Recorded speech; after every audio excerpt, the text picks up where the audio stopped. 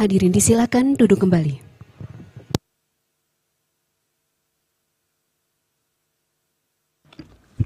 Kita mulai persidangan.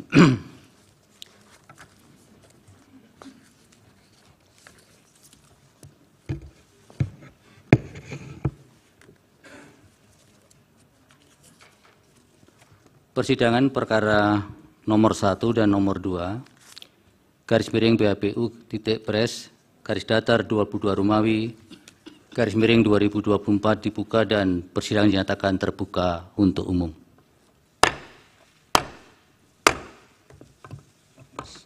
Selamat pagi, Assalamualaikum warahmatullahi wabarakatuh. Salam sejahtera untuk kita semua. Diperkenalkan yang hadir untuk pemohon nomor 1. Baik, terima kasih Yang Mulia.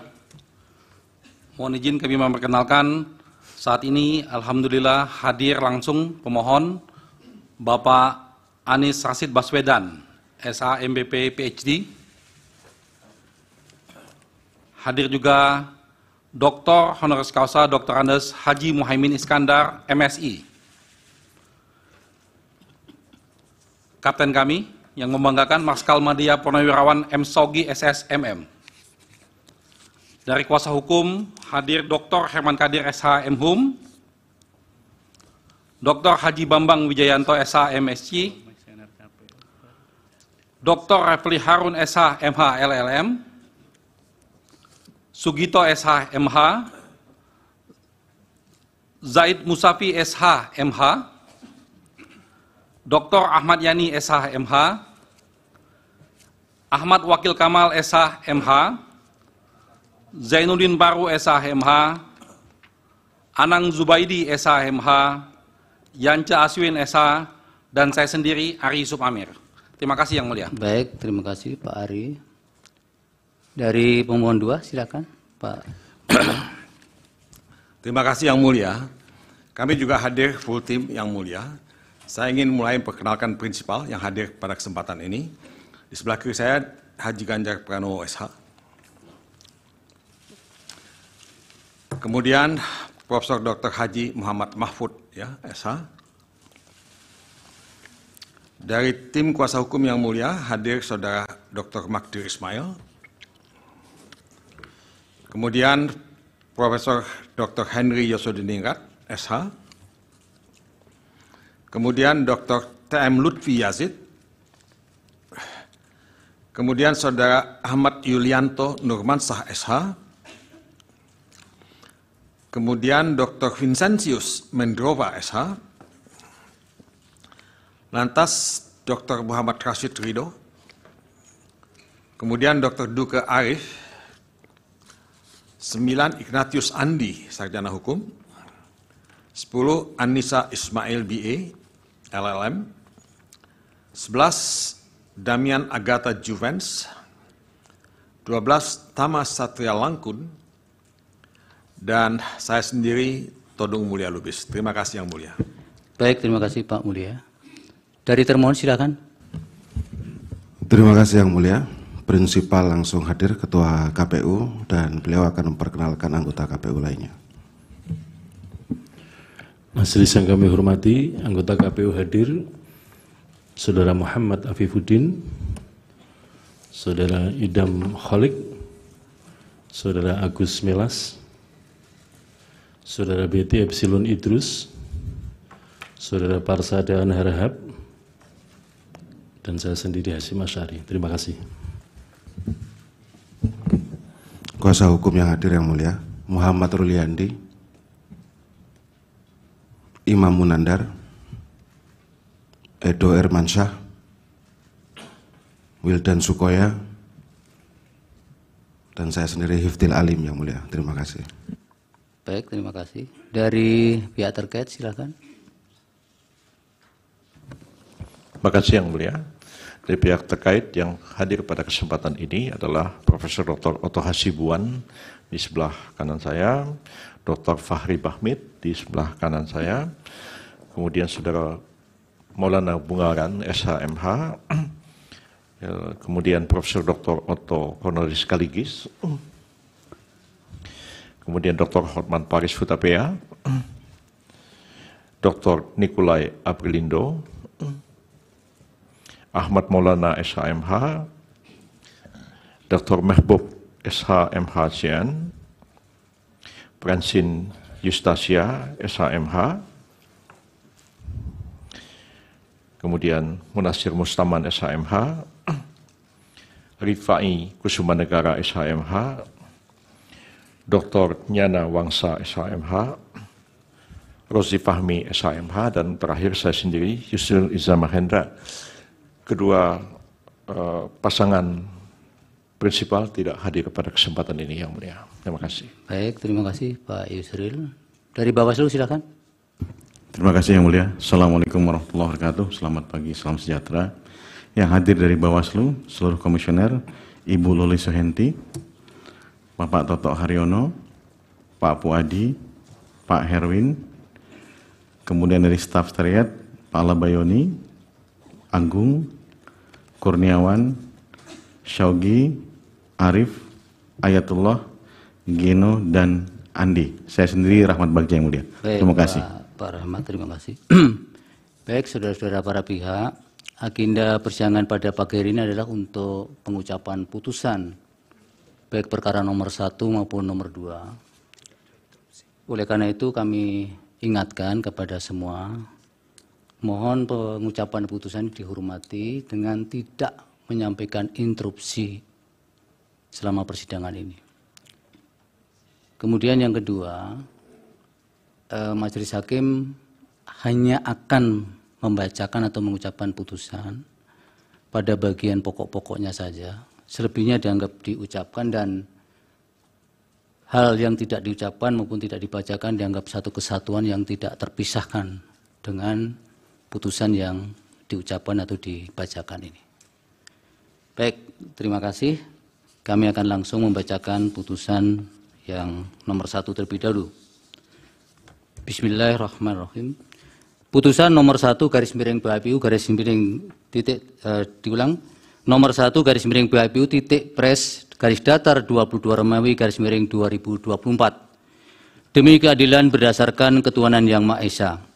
Mahkamah Konstitusi Republik Indonesia yang mengadili perkara konstitusi pada tingkat pertama dan terakhir menjatuhkan putusan dalam perkara perselisihan hasil pemilihan umum presiden dan wakil presiden tahun 2024 yang diajukan oleh satu nama Haji Anies Rashid Baswedan PhD, alamat Jalan Lebak Bulus 2 Romawi dalam nomor 42 RT 006 RW 004 Cilandak Barat, Cilandak, Jakarta Selatan.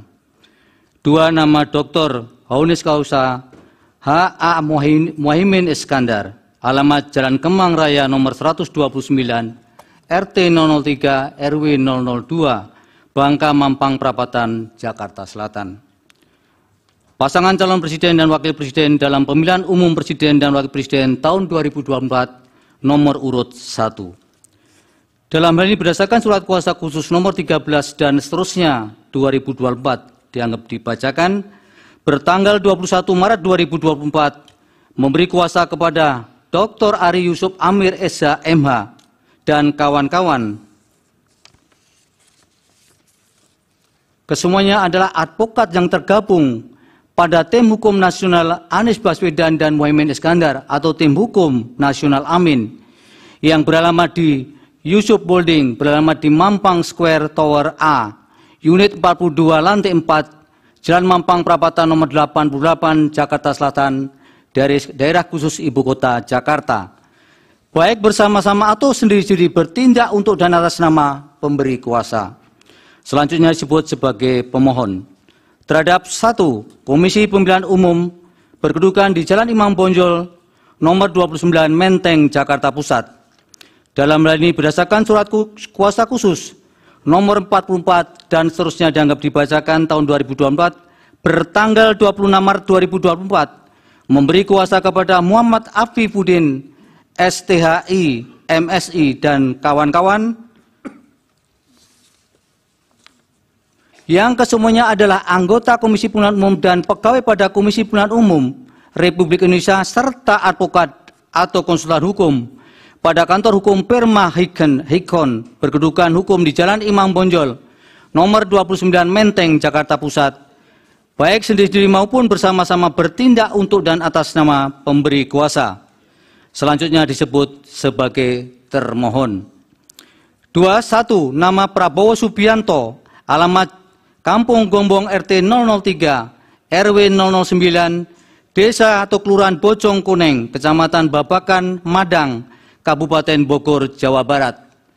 2. Nama Gibran Raka Buming Raka, alamat Jalan Ahmad Yani nomor 331, Tirtoyoso, RT 004, RW 013, Desa atau Kelurahan Manahan, Kecamatan Banjarsari, Kota Surakarta, Jawa Tengah.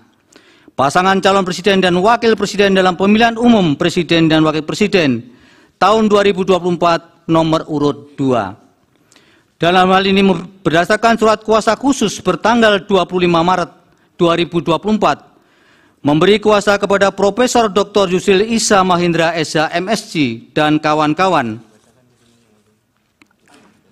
yang kesemuanya merupakan advokat atau konsultan hukum pada kantor tim pembela pasangan calon presiden dan wakil presiden Republik Indonesia Prabowo Subianto dan Gibran Raka Buming Raka pada pemilihan umum tahun 2024, selanjutnya disingkat Tim Pembela Prabowo Gibran, yang beralamat di Sekretariat Tim Kampanye Nasional atau TKN Prabowo Gibran, Jalan Letnan Jenderal S. Parman, Kapling 78, Selipi, Jakarta Barat, baik sendiri maupun bersama-sama, bertindak untuk dan atas nama pemberi kuasa.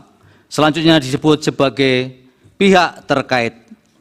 Membaca permohonan pemohon, mendengar keterangan pemohon, membaca dan mendengar jawaban termohon, membaca dan mendengar keterangan pihak terkait, membaca dan mendengar keterangan Badan Pengawas Pemilihan Umum atau Bawaslu, membaca dan mendengar keterangan ahli pemohon, termohon, pihak terkait dan Bawaslu, mendengar keterangan saksi pemohon, termohon, pihak terkait dan Bawaslu, membaca dan mendengar keterangan Menteri Koordinator Bidang Pembangunan Manusia dan Kebudayaan Republik Indonesia, Menteri Koordinator Bidang Perekonomian Republik Indonesia, Menteri Keuangan Republik Indonesia, dan Menteri Sosial Republik Indonesia. Membaca dan mendengar keterangan Dewan Kehormatan Penyelenggara Pemilu atau DKPP. Membaca kesimpulan pemohon, termohon, pihak terkait, dan Bawaslu. Membaca keterangan amicus curiae dari petisi Brawijaya, Barisan Kebenaran untuk Demokrasi, Tim Pembela Demokrasi Indonesia PTDI, dan Pergerakan Advokat Nusantara atau Perkat Nusantara, Aliansi Akademisi dan Masyarakat Sipil, Tonggak Persatuan Gerakan Umum Nusantara atau TOPGAN, Pusat Kajian Hukum dan Keadilan Center for Law and Social Justice, Fakultas Hukum Universitas Gadjah Mada, Panji R. Hadinoto, M. Busro Mukodas, dan kawan-kawan, Dewan Mahasiswa Justisia Fakultas Hukum Universitas Gadjah Mada, Badan Eksekutif Mahasiswa Fakultas Hukum Universitas Pajajaran, Badan Eksekutif Mahasiswa Fakultas Hukum Universitas Diponegoro, dan Badan Eksekutif Mahasiswa Fakultas Hukum Universitas Erlangga, Megawati Soekarno Putri dan Hasto Kristianto, Forum Advokat Muda Indonesia atau PAMI, Yayasan Advokasi Hak Konstitusional Indonesia atau YAKIN, Aliansi Penegak Demokrasi Indonesia atau ABDI, Stefanus Hendrianto, serta Komunitas Cinta Pemilu Jujur Adil atau KCP Jurdil. Memeriksa alat bukti pemohon, termohon, pihak terkait, dan Badan Pengawas Pemilihan Umum, duduk perkara dan seterusnya dianggap dibacakan. Pertimbangan hukum, kewenangan mahkamah dalam eksepsi.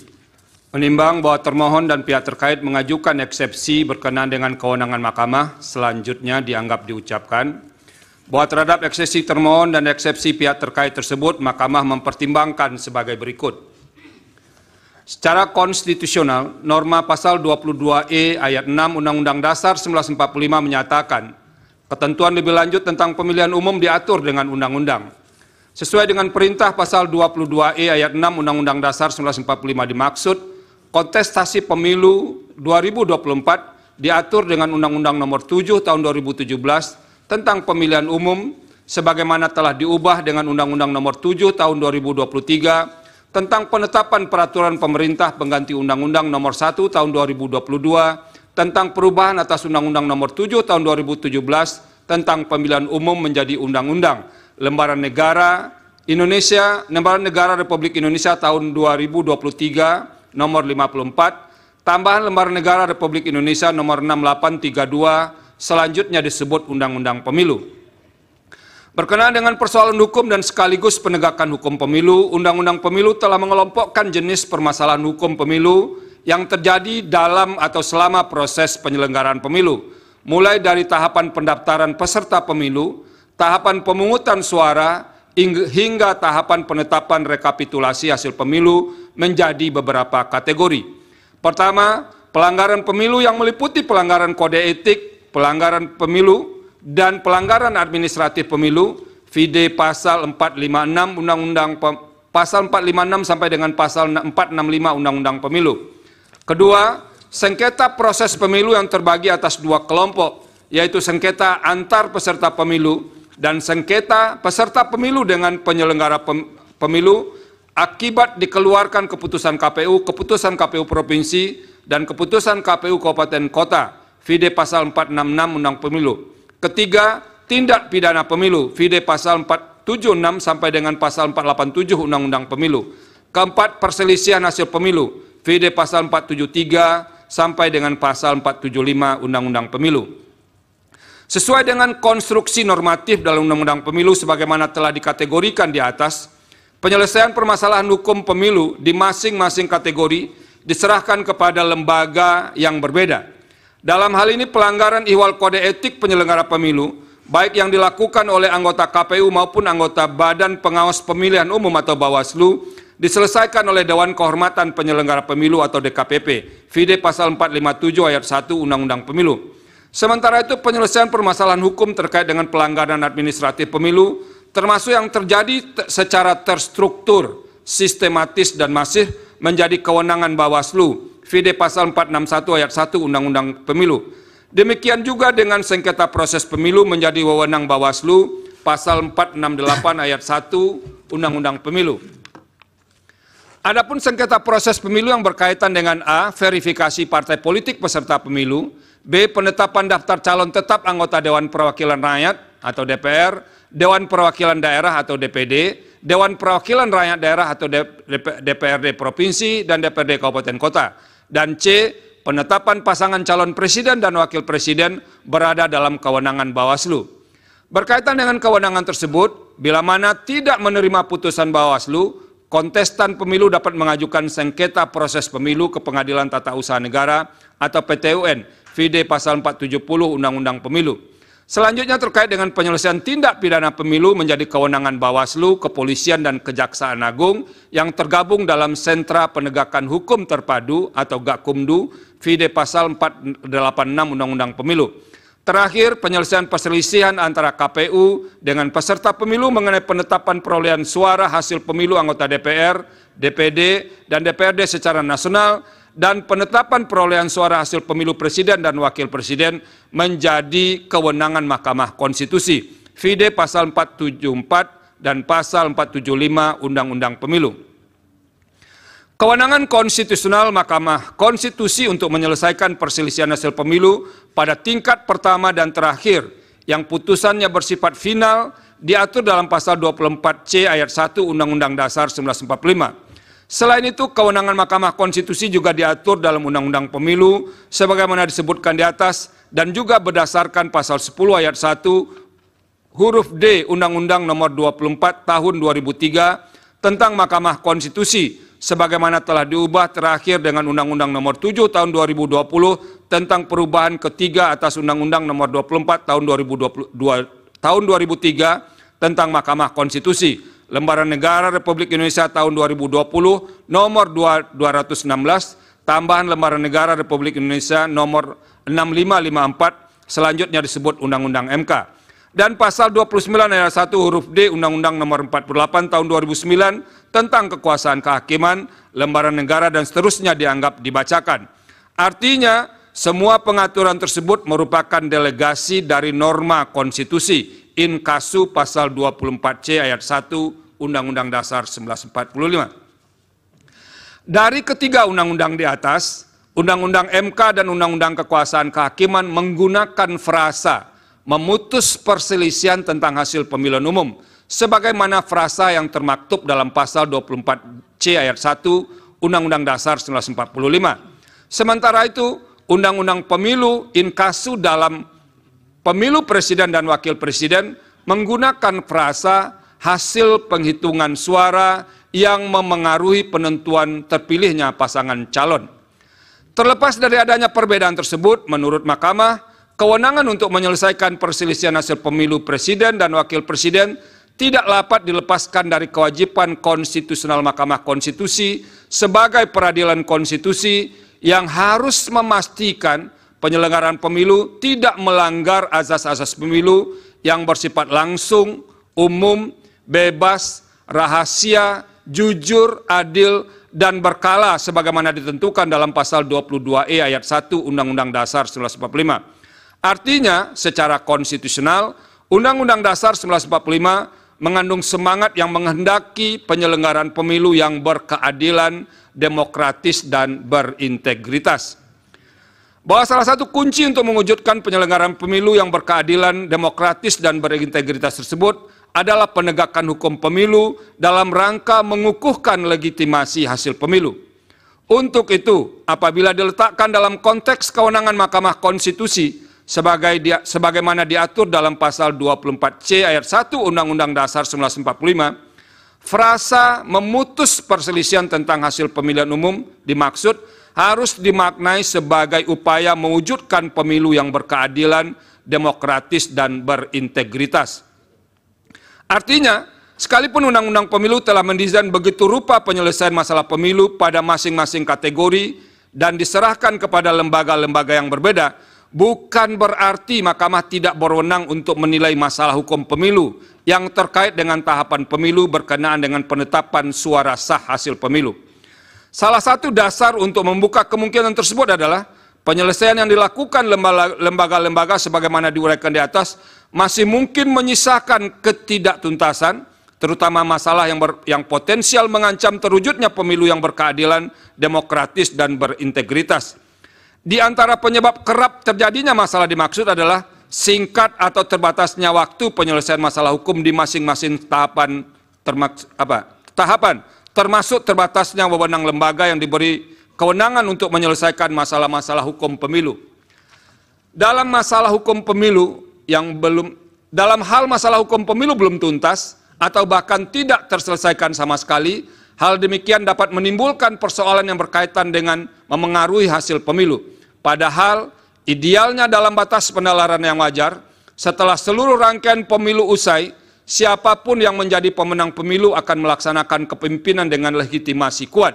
Hal tersebut tidak dapat dilepaskan dari eksistensi pemilu, baik secara teoritis, konseptual, dan praktis, bahwa pemilu merupakan sarana untuk melakukan transisi kekuasaan dalam sebuah negara.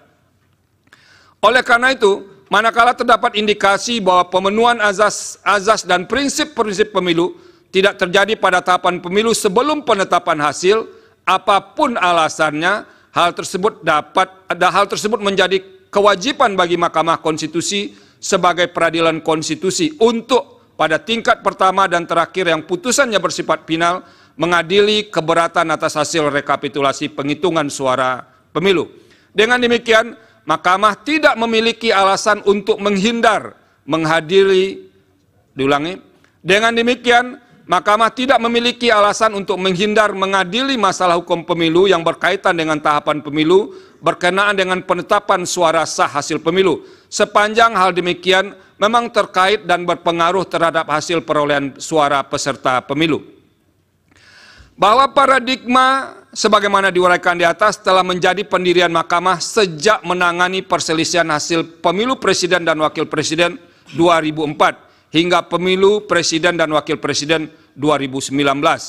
Misalnya, dalam putusan Mahkamah Konstitusi nomor 01 PHPU strip pres strip 16 Romawi strip 2019 yang diucapkan dalam sidang pleno terbuka untuk umum pada tanggal 26 Juni 2019 berkenaan dengan paradigma dimaksud pada paragraf pada halaman 1813 sampai 1815 paragraf 3.11 putusan aku Mahkamah antara lain mempertimbangkan sebagai berikut dan seterusnya dianggap diucapkan. Berdasarkan pertimbangan hukum dan kutipan putusan di atas, telah jelas bahwa Mahkamah dalam melaksanakan kewenangan sebagaimana dimaksud dalam pasal 24C ayat 1 Undang-Undang Dasar 1945 tidak hanya sebatas mengadili angka-angka atau hasil rekapitulasi penghitungan suara, tetapi juga dapat menilai hal-hal lain yang berkaitan dengan tahapan pemilu berkenaan dengan penetapan suara sah hasil pemilu. Namun demikian, terlepas dari pendirian di atas, Mahkamah perlu menegaskan sebagai lembaga yang memiliki kewenangan konstitusional untuk memutus perselisihan tentang hasil pemilihan umum sebagaimana termaktub dalam pasal 24C ayat 1 Undang-Undang Dasar 1945 sebenarnya tidak tepat dan tidak pada tempatnya apabila Mahkamah dijadikan tumpuan untuk menyelesaikan semua masalah yang terjadi selama penyelenggaraan tahapan pemilu. Apabila tetap diposisikan untuk menilai hal-hal lain, sama saja dengan menempatkan Mahkamah sebagai keranjang sampah untuk menyelesaikan semua masalah yang berkaitan dengan pemilu di Indonesia. Dalam hal ini, lembaga yang telah diberikan kewenangan untuk menyelesaikan pemilu seperti Bawaslu, Gakumdu, harus melaksanakan kewenangannya secara optimal demi menghasilkan pemilu yang jujur dan adil serta berintegritas. Selain itu, lembaga politik seperti DPR tidak boleh lepas tangan, sehingga sejak awal harus pula menjalankan fungsi konstitusionalnya, seperti fungsi pengawasan dan menggunakan hak-hak konstitusional yang melekat pada jabatannya, seperti hak interpelasi, hak angket, dan hak menyatakan pendapat, guna memastikan seluruh tahapan pemilu dapat terlaksana sesuai dengan pasal 22E ayat 1 Undang-Undang Dasar 1945. Penegasan demikian diperlukan karena Mahkamah hanya memiliki waktu yang terbatas, inkasu 14 hari kerja, untuk memutus perselisihan tentang hasil pemilihan umum. Berdasarkan uraian pertimbangan hukum di atas, eksepsi termohon dan eksepsi pihak terkait yang pada intinya menyatakan Mahkamah tidak berwenang mengadili permohonan akuo dikarenakan pemohon tidak mendalilkan perselisihan hasil suara pemilihan presiden dan wakil presiden berupa penghitungan secara kuantitatif, melainkan mendalilkan pelanggaran kualitatif yang bersifat terstruktur, sistematis, dan masif, adalah eksepsi yang tidak beralasan menurut hukum. Dengan demikian, Mahkamah berwenang mengadili permohonan akuo. Tenggang waktu pengajuan permohonan dalam eksepsi. Menimbang bahwa sebelum mempertimbangkan lebih lanjut tenggang waktu pengajuan permohonan, Mahkamah akan mempertimbangkan terlebih dahulu eksepsi pihak terkait mengenai tenggang waktu pengajuan permohonan. Selanjutnya dianggap diucapkan bahwa pemohon mengajukan permohonan penyelesaian perselisihan hasil pemilu terhadap penetapan perolehan suara hasil pemilu presiden dan wakil presiden tahun 2024 ke Mahkamah pada tanggal 21 Maret 2024 pukul 00.58 WIB berdasarkan akta pengajuan permohonan pemohon nomor 01/01 /AP3/Pres/PAN.MK /03/2024 bertanggal 21 Maret 2024. Dengan demikian, permohonan pemohon diajukan masih dalam tenggang waktu sebagaimana ditentukan pasal 74 ayat 3 Undang-Undang MK, pasal 475 ayat 1 Undang-Undang Pemilu, dan pasal 7 ayat 2 PMK 4 2023 sebagaimana telah diubah dengan PMK 2 2024. Berdasarkan pertimbangan hukum di atas, eksepsi pihak terkait mengenai pengajuan permohonan pemohon telah melewati tenggang waktu adalah tidak beralasan menurut hukum. Dengan demikian, permohonan pemohon masih dalam tenggang waktu. Kedudukan hukum pemohon dalam eksepsi. Menimbang bahwa sebelum mempertimbangkan lebih lanjut kedudukan hukum pemohon, Mahkamah akan mempertimbangkan terlebih dahulu eksepsi pihak terkait yang pada pokoknya menyatakan pemohon tidak memiliki kedudukan hukum untuk mengajukan permohonan akuo. Eksepsi tersebut selanjutnya dianggap diucapkan. Bahwa berdasarkan keputusan Komisi Pemilihan Umum nomor 1632 tahun 2023 tentang penetapan pasangan calon presiden, calon peserta pemilihan umum presiden dan wakil presiden tahun 2024 bertanggal 13 November 2023 dan keputusan Komisi Pemilihan Umum nomor 1644 tahun 2023 tentang penetapan nomor urut pasangan calon peserta pemilihan umum presiden dan wakil presiden tahun 2024 bertanggal 4 November 2023. Pemohon adalah pasangan calon presiden dan wakil presiden peserta pemilu presiden dan wakil presiden tahun 2024 dengan nomor urut 1. Berdasarkan pertimbangan hukum di atas, eksepsi pihak terkait mengenai kedudukan hukum pemohon adalah tidak beralasan menurut hukum. Dengan demikian, pemohon memiliki kedudukan hukum untuk mengajukan permohonan aku. Menimbang bahwa oleh karena Mahkamah berwenang untuk mengadili permohonan aku dan permohonan pemohon diajukan masih dalam tenggang waktu yang ditentukan pasal 74 ayat 3 Undang-Undang MK, pasal 475 ayat 1 Undang-Undang Pemilu, dan pasal 7 ayat 2 PMK 4 2023, sebagaimana telah diubah dengan PMK 2 2024, serta pemohon memiliki kedudukan hukum untuk mengajukan permohonan, selanjutnya Mahkamah akan mempertimbangkan eksepsi termohon mengenai pokok permohonan aku. Dalam eksepsi, menimbang bahwa terhadap permohonan pemohon, termohon mengajukan eksepsi yang pada pokoknya menyatakan format permohonan tidak sesuai dengan pedoman penyusunan permohonan. Eksepsi demikian seterusnya dianggap diucapkan. Termohon juga mengajukan eksepsi pada pokoknya menyatakan dalil-dalil permohonan pemohon merupakan dalil yang tidak jelas dan kabur. Selanjutnya dianggap diucapkan.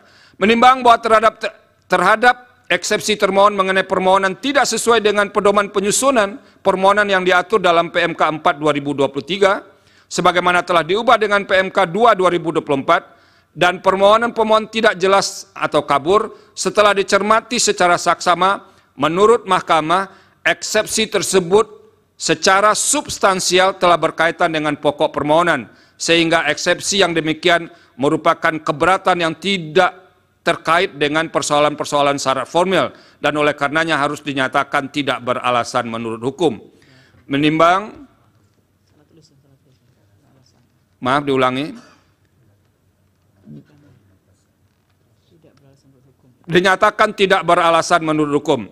Menimbang bahwa oleh karena eksepsi termohon terkait dengan pokok permohonan tidak beralasan menurut hukum, selanjutnya Mahkamah akan mempertimbangkan pokok permohonan. Dalam pokok permohonan, menimbang bahwa dalam permohonannya pemohon memohonkan pembatalan keputusan KPU 360/2024 bertanggal 20 Maret 2024 dengan alasan-alasan pada pokoknya sebagai berikut, sebagaimana selengkapnya telah dimuat dalam bagian duduk perkara. Angka 1 sampai dengan angka 16 dianggap diucapkan.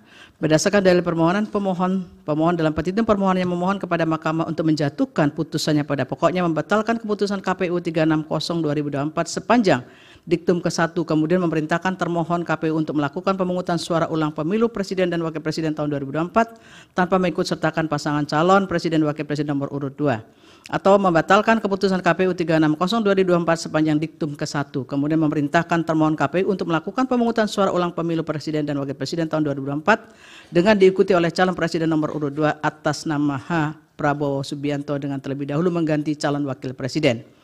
Menimbang bahwa setelah Mahkamah mencermati secara seksama seluruh dalil yang diajukan oleh pemohon, apabila dilakukan pengelompokan klaster isu oleh Mahkamah, maka dalil pemohon dapat dikelompokkan menjadi 6 klaster sebagai berikut. 1. Independensi penyelenggara pemilu. 2. Keabsahan pencalonan presiden dan wakil presiden.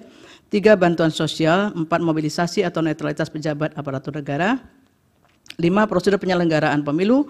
6. Pemanfaatan aplikasi sistem informasi rekapitulasi elektronik atau Sirekap. Menimbang bahwa pemohon mendalilkan ihwal independensi penyelenggara pemilu akibat intervensi kekuasaan dalam pengangkatan tim seleksi anggota KPU dan anggota Bawaslu. Selain itu khusus untuk Bawaslu, dalil pemohon perihal independensi penyelenggara pemilu bertumpu pada banyaknya dugaan pelanggaran pemilu yang tidak ditindaklanjuti oleh Bawaslu sebagai pengawas pemilu di seluruh wilayah Indonesia. Perihal dalil tidak independennya penyelenggara pemilu tersebut, pemohon pada pokoknya menguraikan sebagai berikut. Angka 1 sampai dengan angka 2 dianggap diucapkan. Terhadap dalil tersebut, Mahkamah akan mempertimbangkan masing-masing sebagai berikut. Bahwa pemohon mendalilkan pengangkatan tim seleksi anggota KPU dan anggota Bawaslu oleh Presiden melanggar pasal 22 ayat 3 junto pasal 118 Undang-Undang Pemilu karena memasukkan unsur pemerintah lebih dari 3 orang. Pemohon mengajukan bukti P19, termohon menyampaikan jawaban dan seterusnya dianggap diucapkan dan mengajukan bukti T4 dan bukti T16. Pihak terkait memberikan keterangan dan seterusnya dianggap diucapkan serta mengajukan 2 orang saksi yaitu Ahmad Doli Kurnia Tanjung dan Suprianto. Setelah Mahkamah memeriksa dengan sesama dalil pemohon akuo, jawaban termohon, keterangan pihak terkait, dan bukti-bukti yang diajukan serta fakta hukum yang terungkap dalam persidangan, Mahkamah mempertimbangkan sebagai berikut.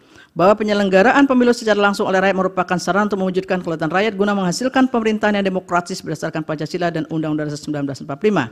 Berkenaan dengan pemilu secara konstitusional, pasal 22E ayat 1 UUD 1945 mengatur secara eksplisit asas penyelenggaraan pemilu, yaitu langsung, umum, bebas, rahasia, jujur, adil, dan dilaksanakan secara berkala setiap 5 tahun sekali. Untuk mewujudkan penyelenggaraan pemilu dimaksud pasal 22E ayat 5 UUD 1945 menentukan bahwa pemilu diselenggarakan oleh sebuah komisi pemilihan umum bersifat nasional, tetap, dan mandiri. Dalam perkembangannya frase sebuah komisi pemilihan umum tersebut bermetamorfosis menjadi 3 lembaga, yaitu KPU, Bawaslu, dan DKPP. Video pasal 1 angka 7 Undang-Undang Pemilu. Sebagai bagian dari desain untuk mewujudkan asas-asas pemilu sebagaimana termaktub dalam pasal 22E ayat 1 UUD 1945, dalam menyelenggarakan pemilu, penyelenggara pemilu harus berintegritas, profesional, dan akuntabel. Bahwa sebagai penyelenggara pemilu secara konstitusional, ketiga lembaga dimaksud diposisikan sebagai lembaga mandiri. Secara doktriner, suatu lembaga dikatakan mandiri atau independen. Salah satu persyarat yang harus dipenuhi adalah proses pengisian anggota tidak dilakukan atau diisi oleh satu lembaga negara saja, misalnya diisi oleh eksekutif atau legislatif saja. Perkembangan pengisian keanggotaan lembaga mandiri atau independen dalam sistem ketatanegaraan telah mengadopsi atau menerima doktrin dimaksud. Buktinya secara normatif proses pengisian anggota KPU dan anggota Bawaslu dilakukan dengan melibatkan presiden atau eksekutif dan DPR legislatif. Video pasal 22 sampai dengan pasal 26 Undang-Undang Pemilu. Bahwa sekalipun presiden menjadi salah satu lembaga yang terlibat dalam proses seleksi calon anggota KPU dan calon anggota Bawaslu, namun presiden tidak begitu saja melakukan atau menunjuk sendiri calon anggota KPU dan calon anggota Bawaslu. Dalam hal ini, Undang-Undang Pemilu membatasi wewenang presiden sebatas mengangkat anggota tim seleksi untuk menyeleksi calon anggota KPU dan calon anggota Bawaslu dimaksud. Tidak hanya itu, dalam mengangkat anggota tim seleksi, presiden pun dibatasi dengan pembatasan, misalnya 11 anggota tim seleksi.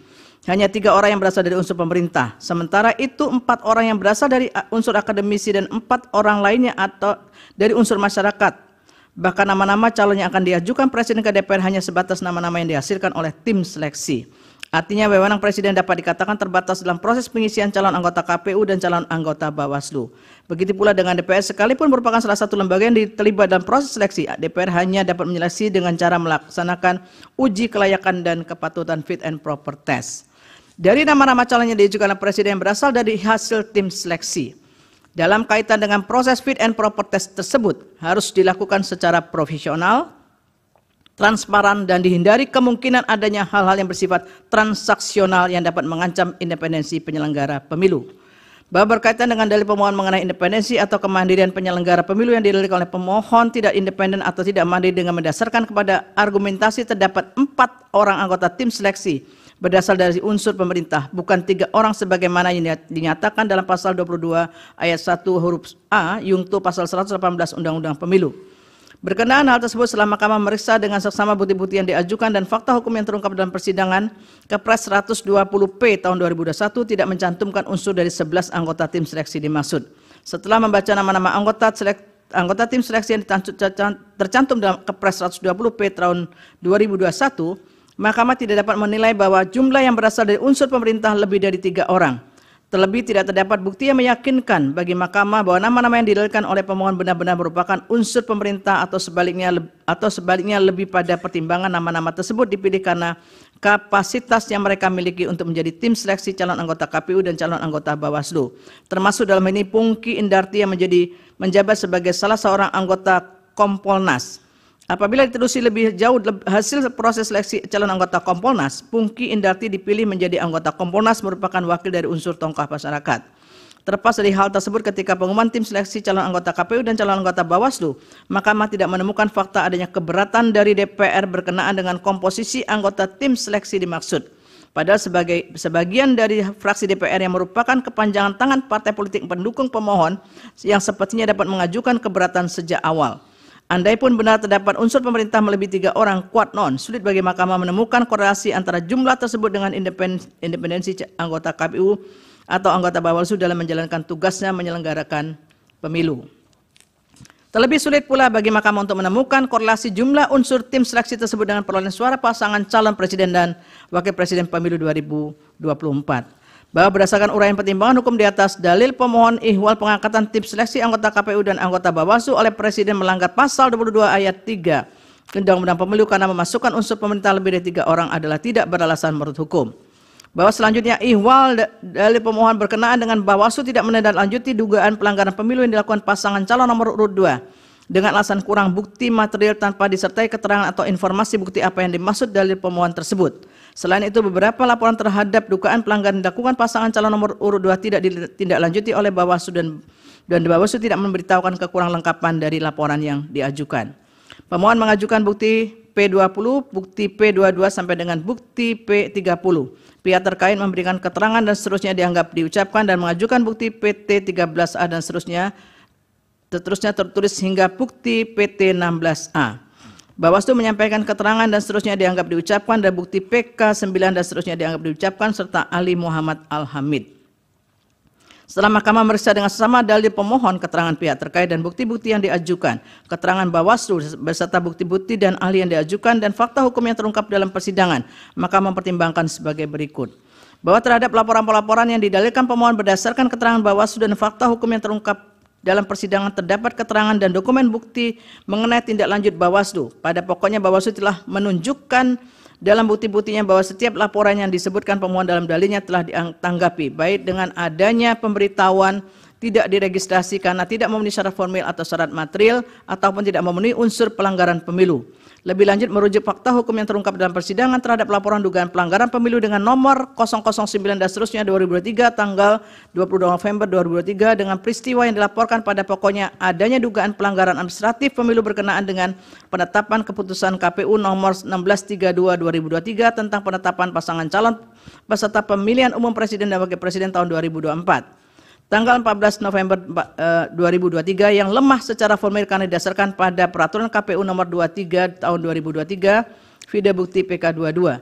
Selain itu berdasarkan hasil kajian awal dugaan pelanggaran pemilu dalam laporan nomor 009 dan seterusnya 2023 yang pada pokoknya disimpulkan laporan aku memenuhi syarat formil namun tidak memenuhi syarat material laporan dugaan pelanggaran pemilu karena pokok laporan aku tidak dapat dikategorikan sebagai pelanggaran administrasi pemilu sehingga tidak diregistrasi dengan alasan tidak memenuhi syarat material.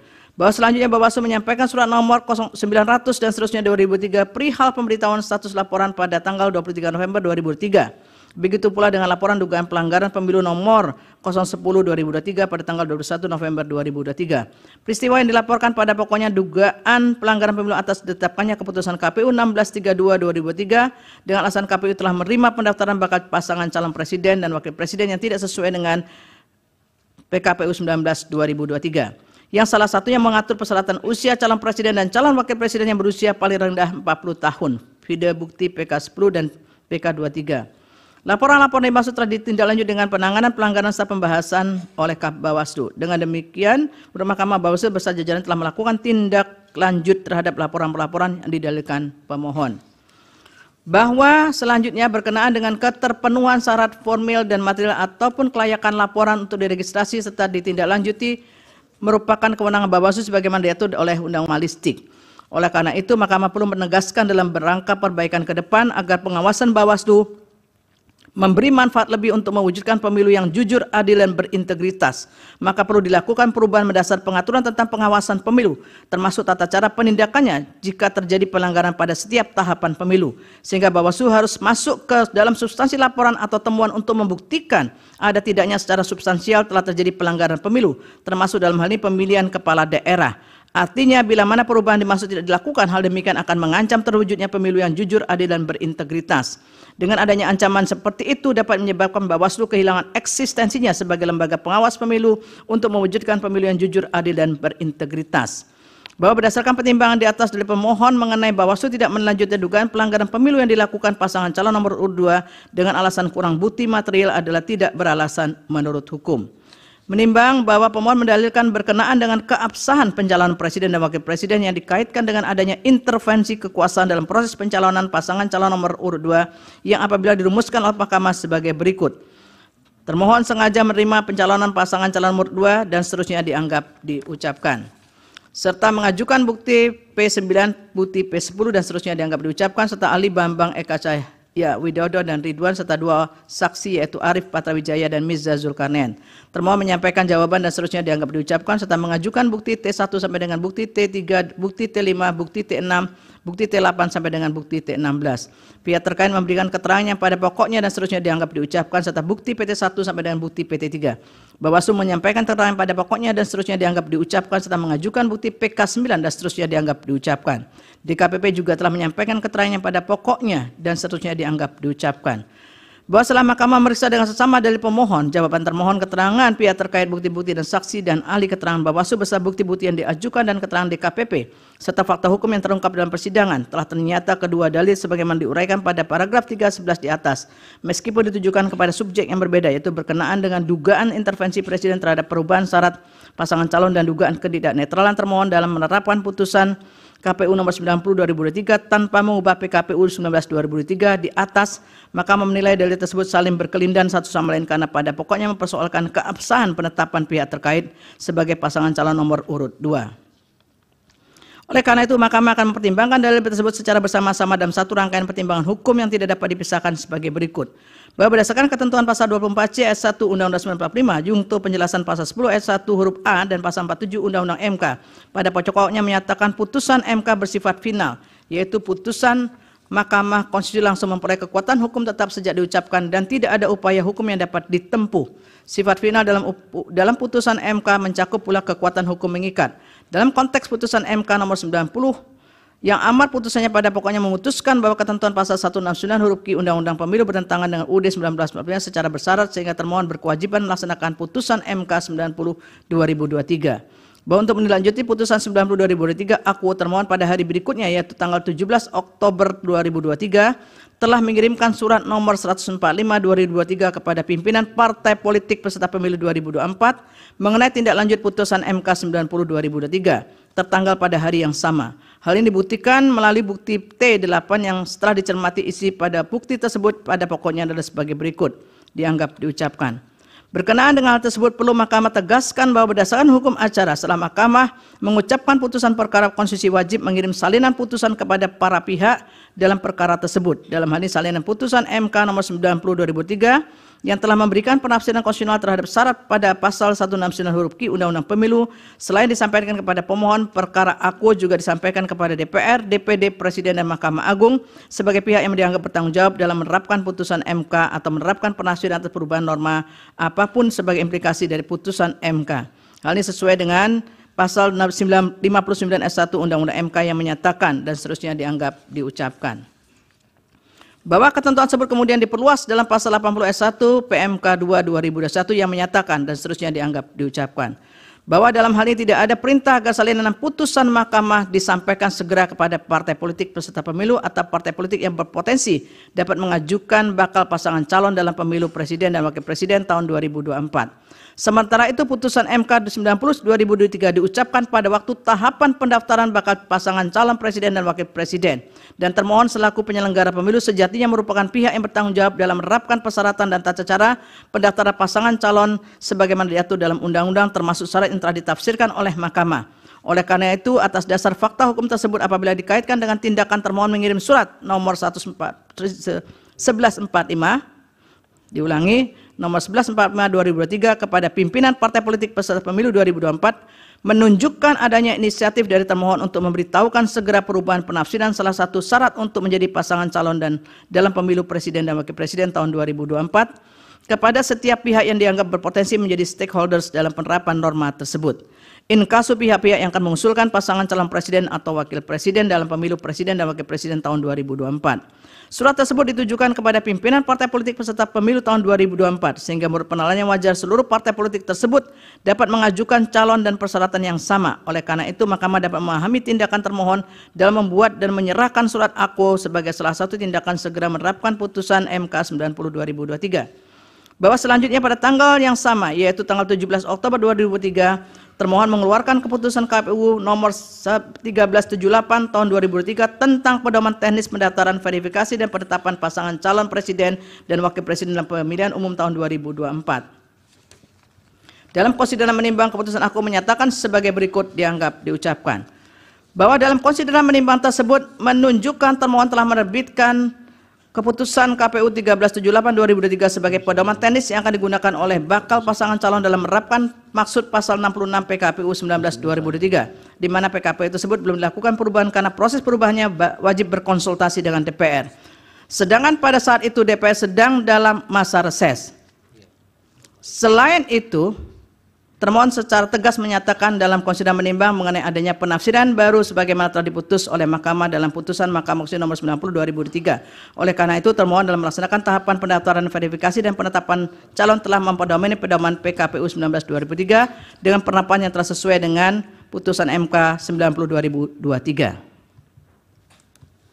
Bahwa dari fakta hukum dalam persidangan pula, didapat fakta pada tanggal 23 Oktober 2023, termohon telah mengajukan surat permohonan konsultasi kepada DPR dengan nomor 129 dan seterusnya mengenai konsultasi penyesuaian peraturan KPU berdasarkan putusan Mahkamah Konstitusi nomor 90 tahun 2023. Pengajuan surat tersebut diberikan di saat DPR sedang menjalani reses sehingga rapat konsultasi tersebut tidak dapat diagendakan. Bahwa selanjutnya pada tanggal 25 Oktober 2023, termohon telah menerima berkas pendaftaran pasangan calon Prabowo Gibran berdasarkan PKPU 19 tahun 2023, di mana dalam pasal 29 ayat 1 PKPU Aku menyatakan bahwa KPU menerima pendaftaran bakal calon pasangan calon pada masa pendaftaran. Berkenaan dengan hal tersebut, lampiran 1 PKPU 19 2023, Aku telah menentukan bahwa tahapan pendaftaran bakal calon diawali pada tanggal 19 Oktober tahun 2023 dan diakhiri pada tanggal 25 Oktober tahun 2023, di mana waktu itu proses pemeriksaan kesehatan dan verifikasi dialokasikan mulai dari tanggal 26 Oktober 2023 hingga tanggal 12 November tahun 2023. Selanjutnya termohon pada tanggal 13 November 2023 menetapkan pasangan calon presiden dan wakil presiden tahun 2024 dan pada tanggal 14 November tahun 2023 melakukan pengundian serta penetapan nomor urut pasangan calon tersebut. Pengaturan waktu verifikasi ini pun juga diatur dalam pasal 42 ayat 1 PKPU 19 2023 yang menyatakan KPU melakukan verifikasi terhadap kelengkapan dan kebenaran dokumen persyaratan bakal pasangan calon sebagaimana dimaksud dalam pasal 9, pasal 10, pasal 18, dan pasal 19 paling lama 4 hari sejak diterima surat pencalonan. Bahwa berdasarkan fakta-fakta tersebut, meskipun termohon selaku penyelenggara pemilu berkewajiban menerapkan putusan Mahkamah Konstitusi yang dapat mempengaruhi norma berkenaan dengan proses pencalonan presiden dan wakil presiden tahun 2024, namun demikian termohon juga terikat dengan jadwal dan tahapan yang telah ditetapkan sebagaimana diuraikan di atas. Tahapan pencalonan dan verifikasi hanyalah sebagian dari keseluruhan tahapan pemilu presiden dan wakil presiden, di mana setelah tahapan pencalonan, termohon harus melaksanakan tahapan berikutnya seperti tahapan masa kampanye dan tahapan lainnya sebagaimana telah diatur dalam lampiran PKPU nomor 3 tahun 2022 tentang tahapan dan jadwal penyelenggaraan pemilihan umum. Bergesernya salah satu tahapan dan jadwal penyelenggara pemilu dapat berimplikasi pada bergesernya tahapan dan jadwal berikutnya. Tahapan dan jadwal penyelenggaraan pemilu sebagaimana telah ditetapkan tersebut juga telah mengakomodir adanya alokasi waktu untuk kemungkinan pemilu presiden dan wakil presiden putaran kedua. Dalam hal ini termohon ketika melaksanakan fungsinya dalam menyelenggarakan salah satu tahapan pemilu haruslah berhati-hati agar perubahan tahapan apapun tidak secara signifikan mengganggu jadwal atau tahapan berikutnya. Oleh karena itu, Mahkamah memandang termohon terikat kepada jadwal yang telah ditetapkan. Sementara itu, dengan urgensi yang sama, harus juga melakukan penyesuaian persyaratan sebagaimana telah diputuskan oleh putusan Mahkamah Konstitusi nomor 90 tahun 2023. Meskipun demikian, seyogianya termohon juga tetap mengupayakan perubahan PKPU sesuai dengan proses sebagaimana yang ditentukan oleh peraturan perundangan termasuk berkonsultasi dengan DPR.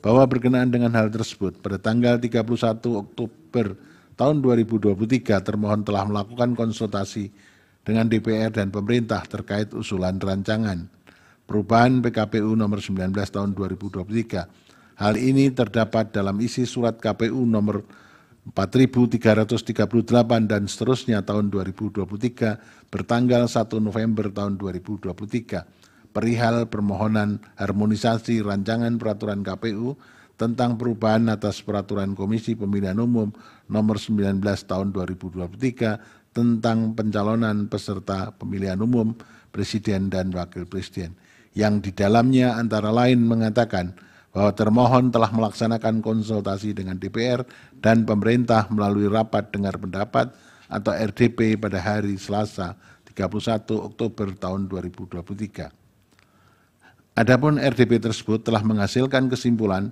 menyetujui rancangan peraturan KPU tentang perubahan atas peraturan Komisi Pemilihan Umum nomor 19 tahun 2023 tentang pencalonan peserta pemilihan umum presiden dan wakil presiden dan telah ditandatangani oleh Ketua Komisi 2 DPR, PLT Dirjen Politik dan Pemerintahan Umum Kementerian Dalam Negeri, Ketua KPU Republik Indonesia, Ketua Bawaslu Republik Indonesia, dan Ketua DKPP Republik Indonesia. Bukti yang sama juga menunjukkan bahwa pada tanggal 31 Oktober 2023 tersebut telah diadakan RDP Komisi 2 DPR RI dengan Kementerian Dalam Negeri, KPU RI, Bawaslu RI, dan DKPP RI yang di dalamnya antara lain telah menyetujui rancangan peraturan KPU tentang perubahan atas PKPU 19/2023 vide bukti T8. Artinya dalam RDP tersebut seluruh fraksi di DPR menyetujui rancangan perubahan PKPU 19/2023. Fraksi yang dimaksud adalah representasi partai politik yang semuanya menjadi peserta pemilu tahun 2024, di mana masing-masing partai tersebut berhak dan memiliki potensi untuk mencalonkan pasangan calonnya dalam pemilihan presiden dan wakil presiden tahun 2024 sepanjang memenuhi ketentuan Undang-Undang Pemilu. Secara faktual, tidak terdapat satupun bukti yang menunjukkan adanya partai politik yang menolak atau memberi catatan atas perubahan PKPU 19 tahun 2023. Bahwa lebih lanjut, berkenaan dengan kewajiban termohon untuk berkonsultasi dengan DPR dalam penyusunan PKPU, Mahkamah telah menegaskan dalam putusan Mahkamah Konstitusi nomor 92 tahun 2016 yang diucapkan dalam sidang pleno terbuka untuk umum 10 Juli tahun 2017 dan putusan Mahkamah Konstitusi nomor 78 tahun 2022 yang diucapkan dalam sidang pleno terbuka untuk umum pada tanggal 29 September tahun 2002 yang dalam pertimbangannya antara lain menyatakan dan seterusnya dianggap telah diucapkan bahwa pertimbangan hukum tersebut menegaskan konsultasi dengan DPR merupakan salah satu syarat wajib bagi termohon untuk melakukan perubahan PKPU, sekalipun hasil konsultasi bersifat tidak mengikat termohon. Di satu sisi termohon harus menunggu hasil konsultasi dengan DPR untuk melakukan perubahan PKPU, namun di sisi yang lain tenggat waktu pendaftaran pasangan calon sudah harus ditutup pada tanggal 25 Oktober tahun 2023 agar termohon dalam melanjutkan tahapan pemilu tahun 2024. Bahwa berkenaan dengan hal itu pula, pada tanggal 1 November tahun 2023, termohon bersama Direktur Jenderal Peraturan Perundangan, Kementerian Hukum dan Hak Asasi Manusia melakukan harmonisasi rancangan peraturan Komisi Pemilihan Umum tentang perubahan atas peraturan Komisi Pemilihan Umum.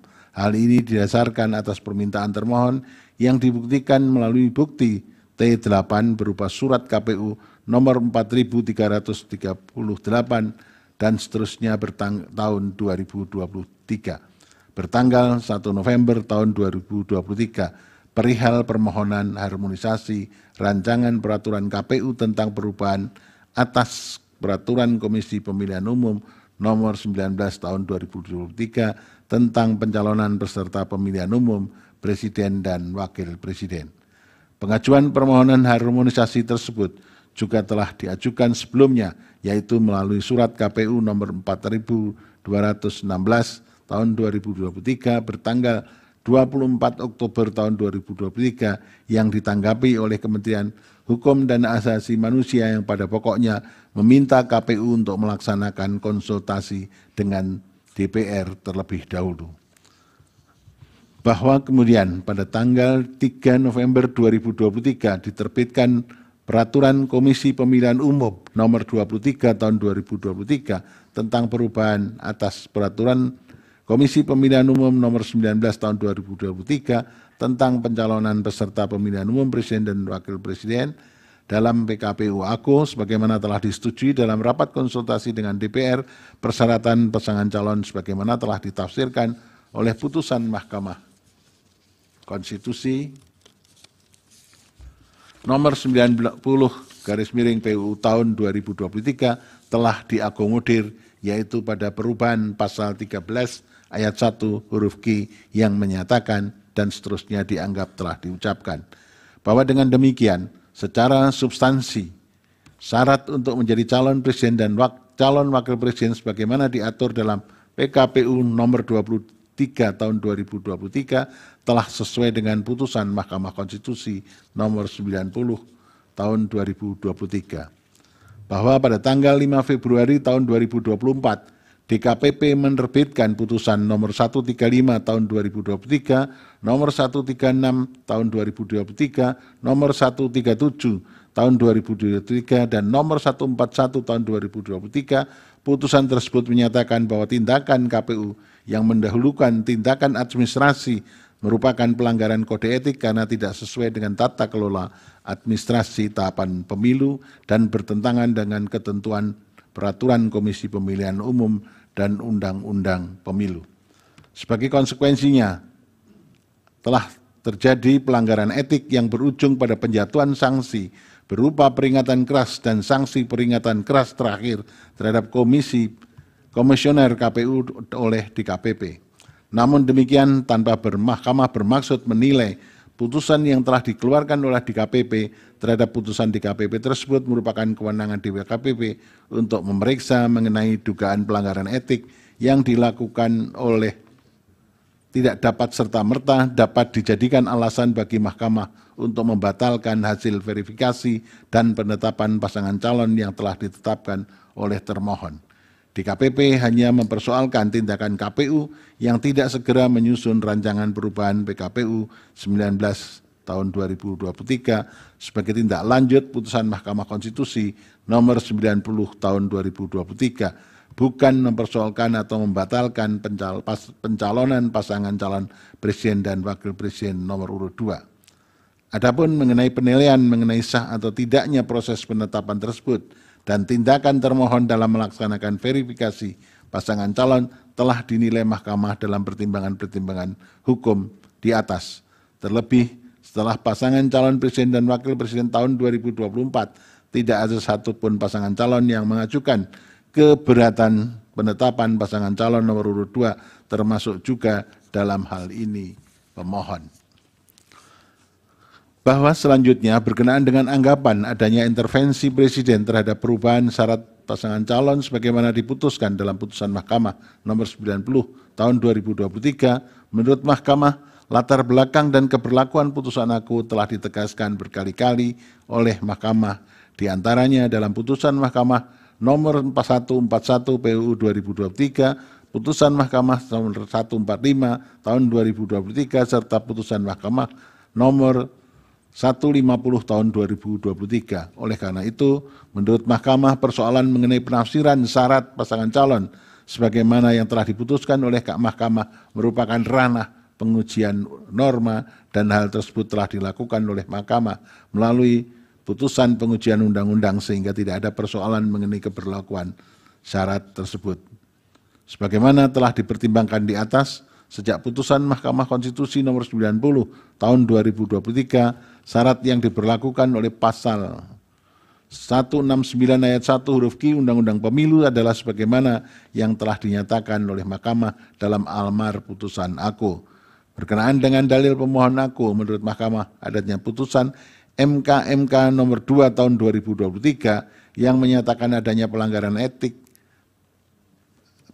berat etik dalam pengambilan putusan Mahkamah Konstitusi nomor 90 tidak serta-merta dapat menjadi bukti yang cukup untuk meyakinkan Mahkamah bahwa telah terjadi tindakan nepotisme yang melahirkan abuse of power Presiden dalam perubahan syarat pasangan calon tersebut. Terlebih, kesimpulan putusan MK nomor 2 tahun 2023 itu sendiri yang kemudian dikutip dalam putusan Mahkamah nomor 141 tahun 2023 antara lain telah menegaskan MK tidak berwenang membatalkan keberlakuan putusan Mahkamah Konstitusi. Dalam konteks perselisihan hasil pemilu, persoalan yang dapat didalilkan bukan lagi mengenai keabsahan atau konstitusionalitas syarat, namun lebih tepat ditujukan kepada keterpenuhan syarat dari para pasangan calon peserta pemilu. Dengan demikian, menurut Mahkamah tidak terdapat persoalan atau permasalahan dalam keterpenuhan syarat tersebut bagi Gibran Rakabuming Raka selaku calon wakil presiden dari pihak terkait dan hasil verifikasi serta penetapan pasangan calon yang dilakukan oleh termohon telah sesuai dengan ketentuan tersebut, serta tidak ada bukti yang meyakinkan Mahkamah telah terjadi intervensi Presiden dalam perubahan syarat pasangan calon Presiden tahun 2024.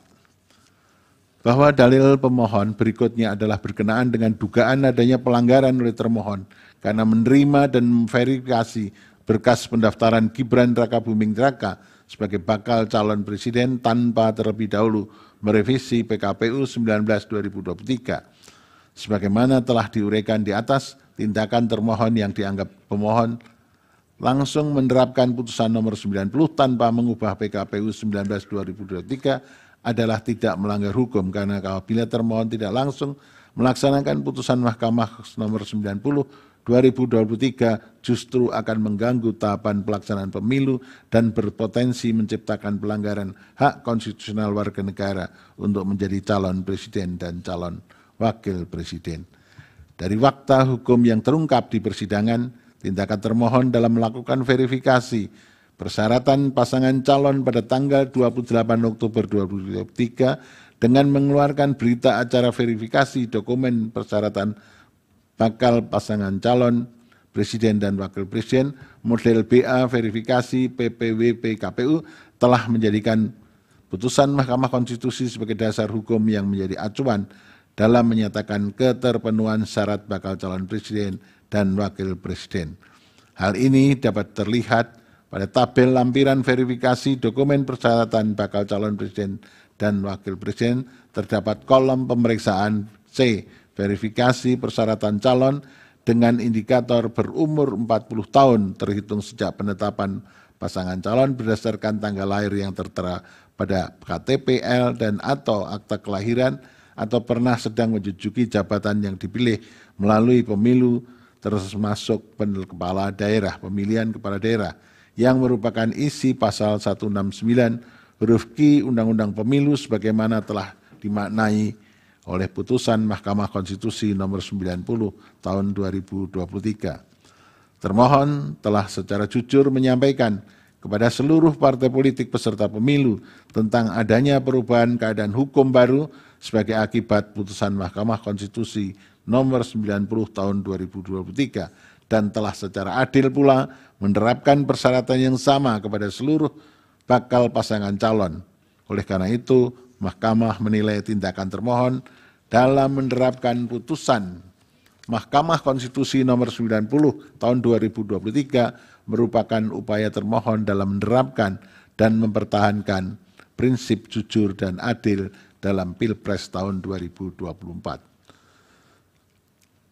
Bahwa terlebih lagi telah terbukti melalui fakta hukum di persidangan, termohon telah berupaya memenuhi semua aturan dan prosedur yang dipersyaratkan untuk menerapkan putusan Mahkamah Konstitusi nomor 90 tahun 2023 inkasu dengan menjalankan segala prosedur perubahan PKPU 19 tahun 2023 dalam bentuk PKPU 23 tahun 2023. Secara substansi perubahan syarat calon, saya ulangi, secara substansi perubahan syarat pasangan calon yang diterapkan termohon dalam keputusan KPU nomor 1378 tahun 2023 dan PKPU 23 tahun 2003 adalah sesuai dengan apa yang telah diperintahkan oleh amar putusan Mahkamah Konstitusi nomor 90 tahun 2023.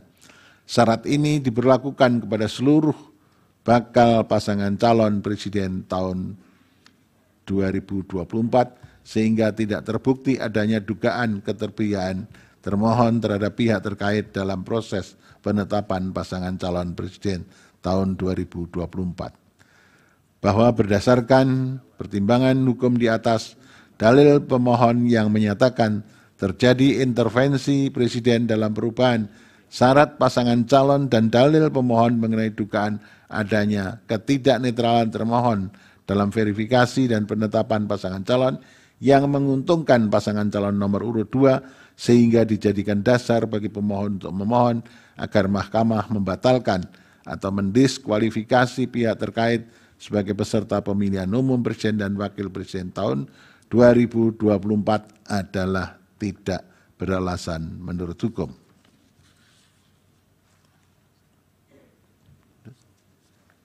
Ini udah tiga. Ini mana? Ini udah.